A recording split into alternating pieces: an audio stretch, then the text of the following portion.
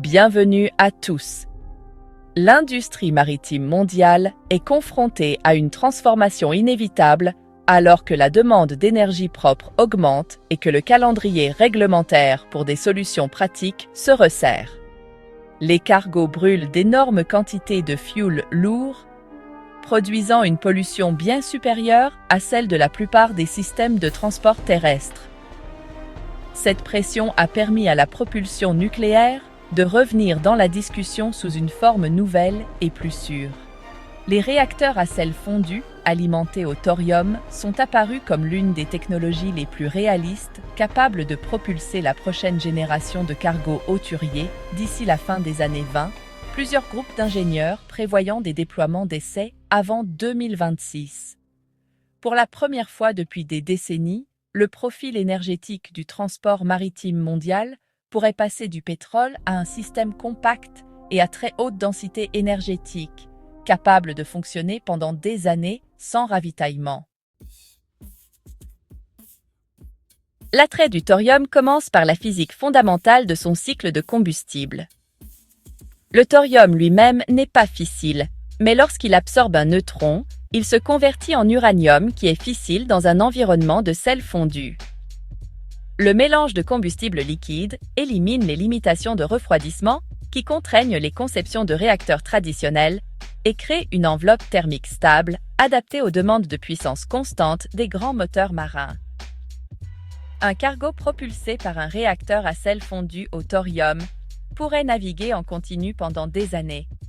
Et cette longue autonomie résout immédiatement le défi logistique de transporter suffisamment de carburant pour des voyages qui traversent la planète entière. Le processus élimine les émissions de soufre, puisqu'aucun mazout n'est impliqué et réduit les émissions totales à presque zéro pour le navire lui-même. L'avantage technique fondamental des réacteurs à sel fondu réside dans la façon dont le combustible liquide et le liquide de refroidissement se combinent en un mélange unique et chimiquement stable. Plutôt que de dépendre de systèmes d'eau pressurisés qui doivent contenir des pressions extrêmes, le sel fondu fonctionne dans des conditions atmosphériques ou quasi-atmosphériques. Cela élimine le risque d'événements de libération rapide de pression et permet à l'ensemble de la cuve du réacteur de rester compact et modulaire.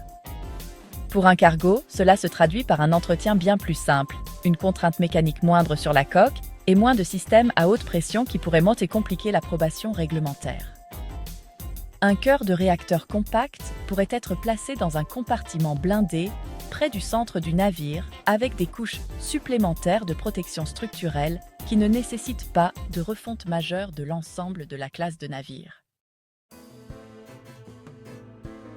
La caractéristique de sécurité la plus importante d'un réacteur à sel fondu à base de thorium est le mécanisme de bouchon de congélation. Un réservoir de drainage est situé sous le cœur du réacteur et est maintenu en place par un bouchon de sel gelé maintenu par un refroidissement actif. Si l'alimentation du navire était coupée ou si les températures dépassaient un seuil de sécurité, le bouchon fond naturellement et le combustible liquide s'écoule dans une géométrie qui ne peut pas soutenir une réaction en chaîne.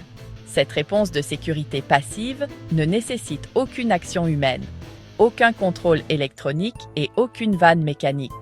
Pour les opérations maritimes, c'est essentiel car les conditions en mer ne permettent pas toujours une intervention manuelle rapide. Un réacteur qui entre en configuration de sécurité de manière entièrement autonome offre un avantage majeur pour les régulateurs internationaux évaluant la propulsion nucléaire dans les navires commerciaux. Un réacteur à sel fondu au thorium pour les navires de charge fournirait également une énorme quantité d'énergie thermique qui peut être convertie en électricité à l'aide d'un système de turbine à cycle fermé. Contrairement aux réacteurs navals qui utilisent souvent directement la vapeur, les conceptions commerciales testées pour l'usage maritime civil privilégient les systèmes de turbines à gaz à haute efficacité qui peuvent accepter la chaleur du sel fondu sans exposer le fluide de travail aux radiations. Cet arrangement protège le reste du navire contre les risques de contamination et isole le réacteur en tant que source d'énergie autonome. La puissance électrique peut ensuite alimenter de grands moteurs de propulsion électrique qui entraînent les hélices du navire. Ces moteurs sont exceptionnellement fiables, nécessitent peu d'entretien et permettent un contrôle précis de la poussée lors des opérations d'accostage ou des manœuvres délicates. D'ici 2026, plusieurs groupes de recherche en Europe, au Japon et aux États-Unis prévoient d'avoir des unités de démonstration prêtes pour l'évaluation industrielle. L'objectif n'est pas de placer immédiatement un réacteur pleine grandeur sur un navire océanique, mais de finaliser les systèmes de science des matériaux et de contrôle thermique nécessaires à la certification maritime. L'une des étapes les plus importantes implique des tests de corrosion, car le sel fondu interagit avec les structures de confinement métallique différemment des réacteurs refroidis à l'eau. Des alliages à haute teneur en nickel et des traitements de soudage avancés sont en cours de développement pour garantir que la cuve du réacteur conserve son intégrité structurelle lors de voyages prolongés.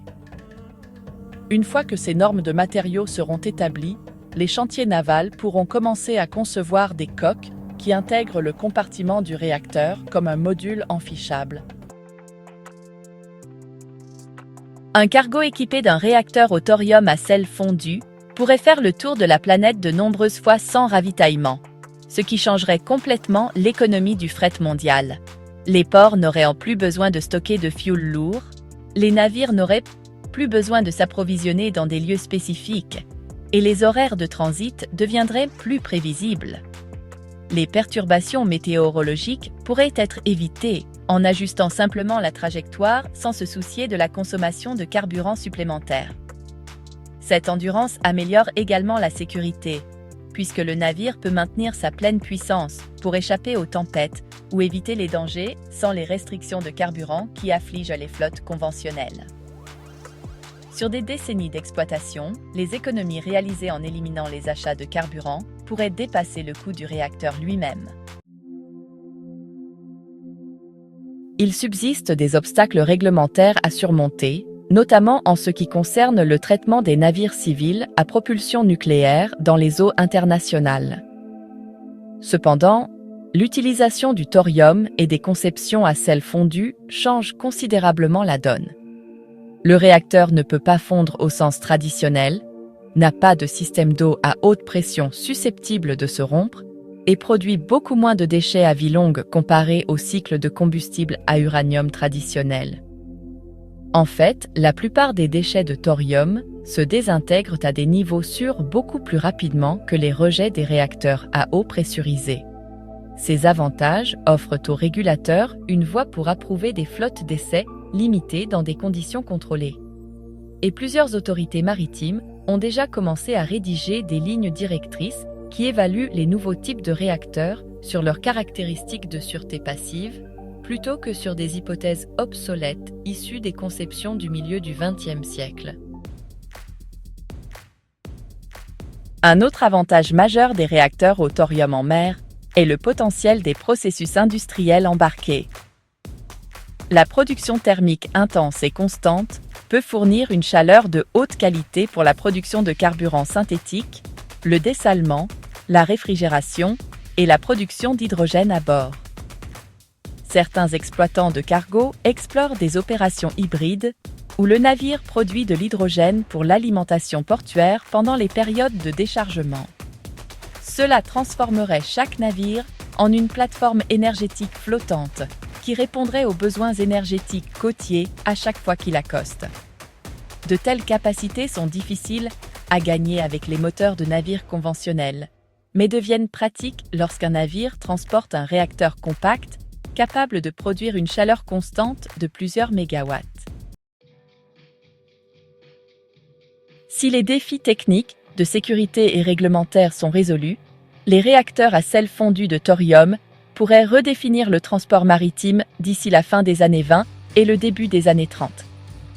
La combinaison d'endurance, de sécurité et de disponibilité du carburant crée un argument de poids que les compagnies maritimes ne peuvent ignorer, alors que les pressions mondiales pour une énergie plus propre s'intensifient. Les 4 prochaines années seront décisives, alors que les réacteurs d'essai achèvent leur qualification, et que les chantiers navals commencent à intégrer des compartiments de réacteurs modulaires dans les coques prototypes. Que le premier navire commercial soit lancé en 2026 ou un peu plus tard, l'élan derrière le thorium en mer est réel et croissant. Le monde du transport maritime mondial pourrait bientôt être alimenté par une toute nouvelle classe de réacteurs compacts et intrinsèquement stables qui opèrent loin des côtes et fournissent une énergie fiable aux navires qui relient l'économie mondiale. L'une des principales raisons de l'intérêt pour les réacteurs au thorium en mer est l'évolution économique du commerce mondial. Les compagnies maritimes ont dû faire face à des prix de carburant imprévisibles qui peuvent fluctuer énormément en quelques mois seulement, ce qui rend difficile la planification à long terme. Mais un navire propulsé par un réacteur au sel fondu de thorium éliminerait ce genre d'instabilité, garantissant des coûts d'exploitation prévisibles pendant des décennies. Les investisseurs dans les infrastructures maritimes considèrent cette stabilité comme une protection contre toute l'incertitude du marché mondial de l'énergie. Et, fait intéressant, cela ouvre la possibilité de routes commerciales entièrement nouvelles, qui ne sont pas limitées par la disponibilité du carburant. Avec une puissance constante à un coût stable, les opérateurs de fret pourraient commencer à utiliser des routes plus directes à travers des régions éloignées de l'océan. Cela réduirait les temps de transit et permettrait de nouveaux modèles logistiques qui n'étaient pas pratiques auparavant, compte tenu des anciennes contraintes de carburant. Les cargos propulsés au thorium auront également un impact considérable sur la conception des ports à travers le monde. L'infrastructure portuaire traditionnelle est conçue pour gérer le stockage de carburant, la gestion de la pollution et l'entretien lourd des moteurs. Mais un navire équipé d'un réacteur n'a besoin de rien de tout cela. Au lieu de cela, il apporte de nouvelles exigences. Une sécurité améliorée, des bureaux de licence et des stations de surveillance des radiations pour vérifier l'état du réacteur à l'arrivée du navire. Les autorités portuaires de lieux comme l'Europe et le Japon étudient déjà les changements nécessaires pour accueillir une flotte de cargos à capacité nucléaire. Ces changements ne sont pas aussi importants que certains pourraient le penser, car le réacteur lui-même reste scellé et est totalement inaccessible pendant les opérations normales. Néanmoins, les ports doivent faire preuve d'une surveillance responsable. Et une fois que ces systèmes seront en place, ils deviendront des normes mondiales, un peu comme la conteneurisation a transformé les ports à la fin du XXe siècle. Les équipes d'ingénierie étudient également comment les réacteurs au thorium peuvent s'intégrer au système de propulsion électrique émergent. Des moteurs marins à grande échelle sont déjà en cours de développement pour les navires hybrides et entièrement électriques, et la puissance constante d'un réacteur à sel fondu s'intègre naturellement à cette approche. Au lieu d'utiliser des moteurs diesel à vitesse variable qui montent et descendent constamment en régime, un réacteur peut produire un flux constant d'énergie électrique vers un ensemble d'onduleurs de grande capacité. Ces onduleurs alimentent ensuite les moteurs de propulsion qui ajustent leur vitesse instantanément en fonction des exigences de navigation. Cet arrangement réduit les contraintes mécaniques sur l'ensemble de la chaîne de propulsion et simplifie les calendriers d'entretien. Il offre également un niveau de précision de manœuvre que les navires conventionnels ne peuvent égaler, ce qui est particulièrement précieux lors de la navigation dans des ports très fréquentés ou des canaux étroits. Un autre avantage émergent est la possibilité d'utiliser les réacteurs maritimes au thorium comme banc d'essai pour les futurs systèmes terrestres. Nombre des défis techniques associés aux réacteurs océaniques, tels que les vibrations constantes, les variations rapides de température et les environnements corrosifs, reflètent les conditions requises pour les réacteurs terrestres robustes destinés aux régions éloignées ou industrielles. Si les prototypes maritimes démontrent des performances fiables au cours de longs voyages, les mêmes conceptions de base pourraient être adaptées pour les opérations minières, les installations de recherche polaire ou les environnements de fabrication isolés. Cette compatibilité croisée renforce l'argument économique en faveur du développement, car les investissements en recherche servent à la fois les marchés des réacteurs marins et terrestres. Plusieurs groupes d'ingénierie décrivent déjà des plateformes à double usage, qui pourraient simplifier la certification pour les opérations maritimes et terrestres. Le dernier facteur qui accélère l'intérêt pour le transport maritime propulsé au thorium est la possibilité d'une gestion de réacteurs presque autonome. Les réacteurs à sel fondu fonctionnent à des pressions stables et reposent sur un comportement de sûreté passif qui ne nécessite pas d'ajustement constant en salle de contrôle. Des réseaux de capteurs avancés et des analyses prédictives peuvent surveiller la température du sel, le flux neutronique et la performance des pompes en temps réel, n'alertant l'équipage que lorsque les seuils sont dépassés. Cela réduit la charge de travail de l'équipage et permet au navire de se concentrer sur la navigation plutôt que sur la gestion de l'énergie. Au cours de la prochaine décennie, ces systèmes pourraient évoluer vers des modules de réacteurs partiellement automatisés qui nécessitent une intervention minimale tout en restant entièrement transparents pour les régulateurs. La combinaison potentielle de l'endurance, de la sécurité, de l'automatisation et de la haute densité énergétique explique pourquoi les réacteurs au thorium en mer attirent une attention sérieuse en tant que source d'énergie pratique pour la prochaine génération de flotte de fret internationale. Merci beaucoup d'avoir regardé. N'oubliez pas de liker et de vous abonner.